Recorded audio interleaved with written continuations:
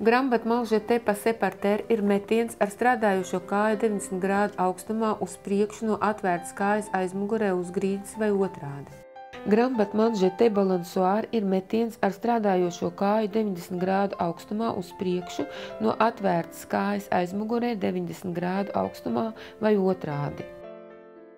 Gan grand battement jeté passé par terre, gan grand battement jeté balansoir tiek izmantoti kā savienojošie elementi daudzās citās klasiskās dejas kustībās, piemēram, lēcienos un kustībās fouetē. Abas kustības izpilda, lai attīstītu gūžas locītavas amplitūdu, kājas vieglumu un nostiprinātu muguras muskulatūru. Kustību izpildījumam raksturīgi divi tempi.